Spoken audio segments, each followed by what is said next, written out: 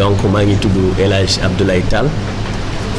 le président de l'association thiessoise pour la promotion de la bijouterie de la région de Thiès. Donc ñëw ci cette grande structure bi ñuy wooye FAL en tant que porte-parole en wolof, mais ñu ngi ci fàttali ni artisan yëpp a ànd ci li ñuy def. ñu fàttali ne artisan yëpp ànd ci li ñuy def nii di signaler aussi que ni jóguñu yëkkatiwuñu ce mouvement là, cette fédération là pour xarab kenn wala pour jublu ci ànd ak kenn. boo gisee ñu woyee suñu bopp fédération des artisans libres dañu bëgg booloo den benn bloc te lenn du ñor lu dul défendre intérêt artisanat, lenn du lu ñor lu dul luy suñu wareef ci artisanat ñu laaj ko kan ko war a laaj. donc loolu mooy li nga xam ne moo ñu yëkkati sañ nañu ko nag parce que ci réew mi la ñu bokk, on est des artisans et que kenn du démentir que ni la forte majorité des Sénégalais c'est des artisans et que lépp lu rëcc ci école bi wala leneen lu mu mën a doon artisans yi ñoo lay récupérer ñoo lay defaraat. donc loolu moo ñu tax a jóg. événement bi nga xam ne moo xew nag muy force Covid 19 ku ne xam na président de la République taxawaay bi mu ci taxawaayu comme dafa tëj nit ñi jublu ci yootul ñu suñu wér-gi-yaram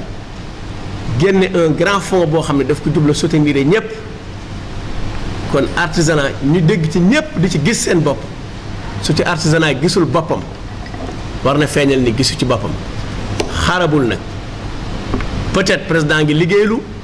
mais ñi muy liggéeyloo tàmbalee ko ca ministre ba laa wax pour bañ a delloo dara ginnaaw tàmbale ko ca ministre ba ci président chambre de métier bi kenn ku nu woowagun éveillé ñu xamal ñu fi liggéey bi toll ak luñ ci war a am ak lu ci suñu wareef gisaguñ ko peut-être amaguñu lu ñu war a wax mais ñun kon sañ nañu ni ko ñëpp di defee sañ nañu joxañ président de la république ni ko yaa yilif ñëpp yaa jaboote ñëpp artisan yi ni nga leen tëje yéeme na. artisans yi wàcc 14h wàcc 15h wàcc 17h liggéeyuñu nga tëj leen te ñëpp di jaboot jotuñu ci ndimbal li dara sañ nañ la joxoñ yow président de la république nga fexe nunu jëlee jote suñu wareef ci loolu. laajuñu suñuy devoir nag pour joxe un exemple laajuñu demandé wuñu suñuy droit nag ba pare ñàkk wàccoon teg suñuy devoir ba joxe fii un exemple un des corps de métier de l'artisanat à l'occurrence l'association nationale des bijoutiers du Sénégal.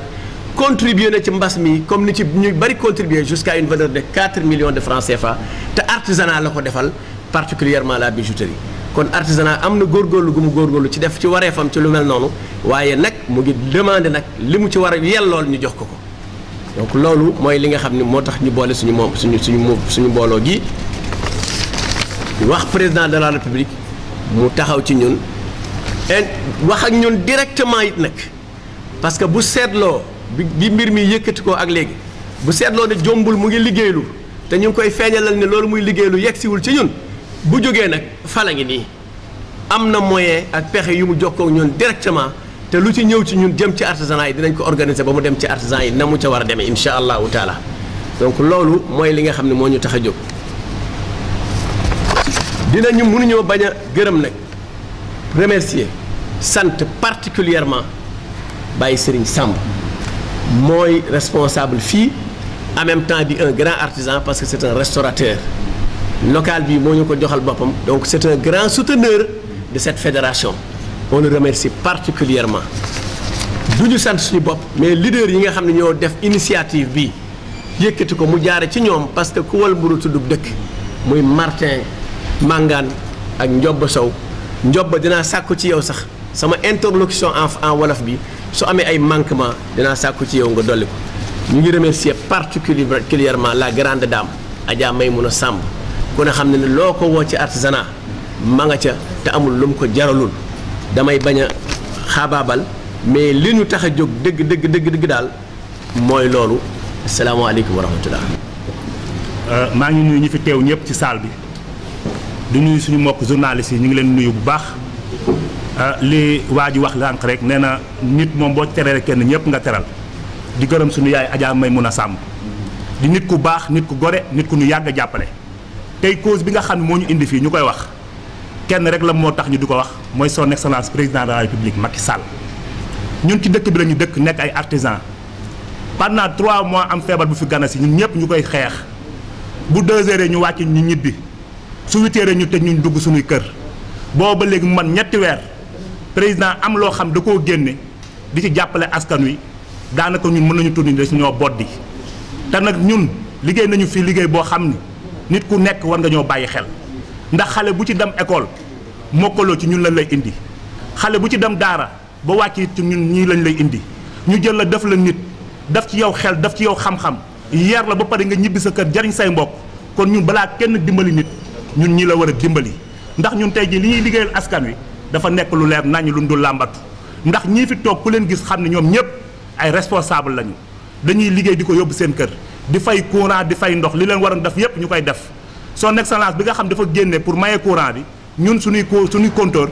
mënuñu ñoo may parce que ñun dañoo bokkul ci wàll ñun suñuy compteur dañ koy liggéeyee waaw moo tax commercial la moo tax ñun ñëpp dañu cee romb suñuy ndox it daanaka ëpp na lool ci kër yeeg lépp ñu bokk ci njaboot gi am ay njaboot war a dund war a lekk war a naan président diggoon nañu fi li nga xamante si mooy journée de l'artisanat benn yoon la ko def bi mu toogee ak léegi defaatu ko loolu itam ñu ngi ko koy wax ni ko loolu itam lu baax ci ñun la tey dañ koy xaar ci ñun parce que suñuy marchandise bëgg nañ di ko wane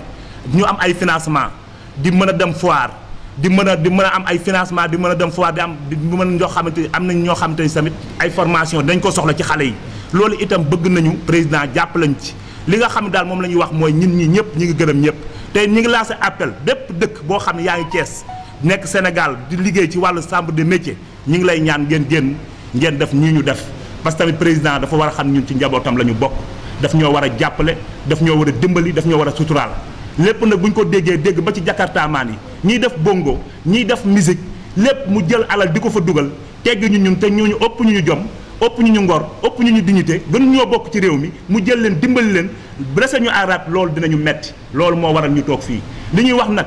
kenn rek porté wul combat bi ñu ko porté mooy bépp artisan ak foo mën a nekk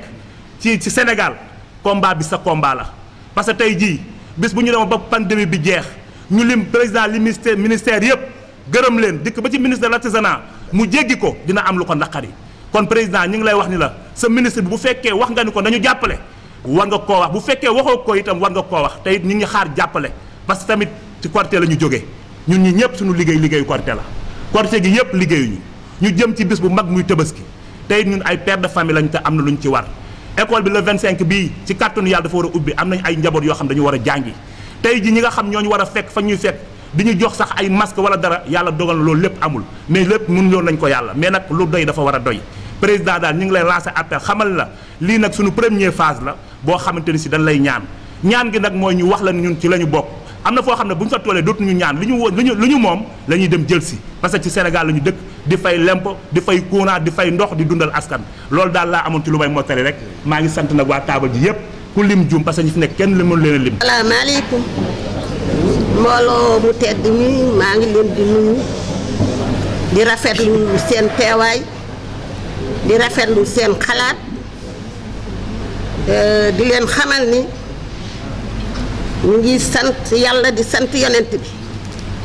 di sant Serigne Touba Khadim Rassoul di sant Alaaji Malick fii Sénégal jàmm rek moo fi am jàmm ji fi am nag artisan yi ñoom ñoo ko jiite bu ma yeboon ndax artisan dina dundal ñeneen artisan amul salaire artisan ci ñaqam la yaakaar tubaarkàlla macha allah du ñu geraw du ñu mars du ñu yàq ñoom li defar réew mi ci lañu bokk defar askan wi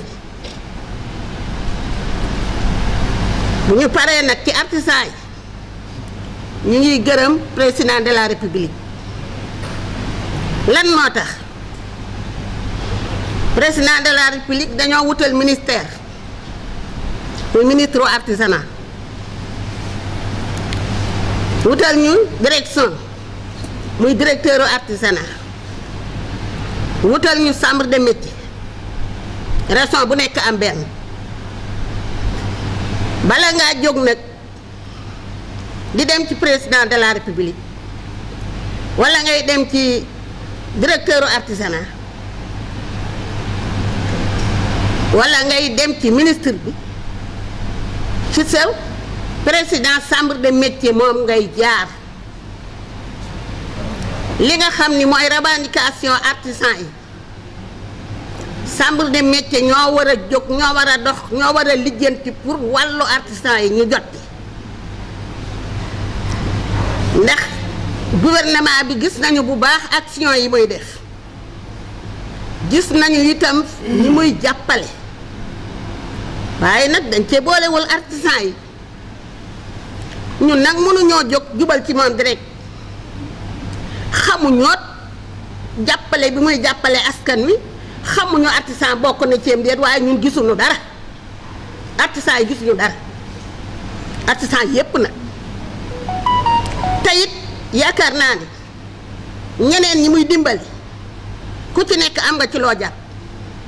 mbaa nga am salaire artisan amul salaire kon nag am naa yaakaar ni gouvernement bi war naa waaj ba ci artisan yi jàppale leen ndax artisan yi bari nañu lu ñu ma défendre ci réew mi torop tubaarkàlla macha allah ku génne école rek artisan yi ñoo lay defar waxuma la ku génne école waaye fii nu toog di wax rek bu dul woon artisan yi duñu fi mën a toog di wax ndax tabax bi artisan yi ñoo ko tabax sees yi ñu toog artisan yee ko defar ak taabal yi tubaarkàlla macha allah instrument yépp artisan yi ñoo ko defar kon nag artisan am na wàll ci réew mi kon nag gouvernement bi ñu ngi lay ñaan lu baax li ngay def ci réew mi nga boole ci artisan yi ñun sunu région bii di région de Thiès day wax dëgg yàlla am nañu jaaxle lool ndax mënuñoo jéggi li ngeen nu fi tegal jëm fenn waaye mënuñoo gis dara loolu nag jaaxal nañu ay marché day am artisan yi war cee liggéey duñu gis dara ñu war a def ay formation artisan yi duñu gis dara duñu yëg dara amul dara luy xew artisan yi yëg mbaa li ñu ciy yëg ak néew bu nu ko yëgee du féete fenn kenn nit a koy jariñoo artisan yi toog ma bëgg nag lu mel noonu ñu jàppale nu ci wax dëgg yàlla dimbali nu ndaxte daal artisan yi sonn nañu te duñu mer duñu fay duñu gedd duñu revendiquer duñu mars ak ginnaaw yàlla ak yonent bi ñu ngi gërëm journaliste yi ndaxte itam bu du woon ak ñoom jataay bii nu def duñu ko am tey ñu ngi gërëm artisan yi rawatina Njoba Saw ak ñi mu àndal ñépp ndax ku lim di nga juum ñu ngi gërëm Papa Demba Fall ku lim di nga juum mënuma lim ñépp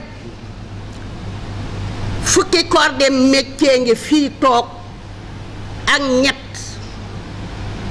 yoo xam ni kenn ku ci nekk am na lu nekk ci sa gannaaw kenn ku ci nekk am nga ñoo xam ni formé nga leen def leen nit def leen ñu mën a am def leen ñu mën a dundal seen bopp dundal seeni waaju kon artisan dara la ci réew mi maa ngi leen di nuyu maa ngi leen di gërëm maa ngi leen di sant di leen ñaanal yàlla gouvernement bi xam ni am na njaboot goo xam ni njaboot gu am yar lañu njaboot gu am teggin lañu njaboot gu dul yàq lañu njaboot guy liggéey lañu yaakaar rekk seen ñaq kon nag na wëlbatiku xool artisan yi ñooy ñan maa ngi leen di gërëm di leen sant. À toutes et à tous, Jacques Gomez, président des entrepreneurs ouvriers de la région de Thiès. Aujourd'hui, nous sommes là pour une conférence de presse avec la fédération FAL, Fédération des artisans libres de Thiès. Tout d'abord, nous tenons à saluer nos autorités dans cette région de Thiès. Monsieur le nous saluons Monsieur le gouverneur, Monsieur le préfet, Monsieur les maires, sans oublier Monsieur le président des chambres de métiers. Voilà. Là, aujourd'hui, on est en conférence de presse. Ensuite, nous avons aujourd'hui un cri de cœur, un appel à l'encontre du président de la République, son Excellence, Monsieur Macky Sall. Afin de vous mettre au courant, Monsieur le Président, que le secteur artisanal, qui est le nôtre, est devenu un secteur affaibli, manque de présence et discrédité vis-à-vis de nos autorités de tutelle. Surtout en cette période de pandémie, où nous l'avons tous constaté, que le secteur artisanal n'a pas du tout évolué et qu'il a traversé des moments jusqu'à présent extrêmement difficiles. Comme nous le savons tous, que dans ce pays, 80% des jeunes évoluent dans le secteur artisanal. La majorité sont tous responsables et des pères de famille. Monsieur le Président, en cette période où ce secteur a été gravement touché et que vous avez décrété l'état d'urgence, que les gens ont été obligés d'être confinés et que nous l'avons accepté volontiers pour apporter notre pierre à l'édifice pour la lutte contre la Covid-19. Monsieur le Président, durant cette même période, vous avez lancé le financement Force Covid-19 pour tous les secteurs touchés par cette pandémie. Par contre, nous, le secteur artisanal de Thiès, nous n'avons pas senti en aucun cas ce fonds de riposte. Faute encore une fois de plus de ce manquement et cette discréditation par nos autorités de tutelle. Raison pour laquelle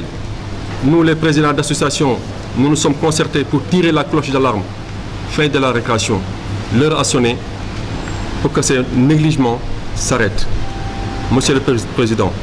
sachez que cette fédération, constituée des associations évoluant dans le secteur artisanal, ne sont pas du tout contents de la gestion de notre ministre de tutelle.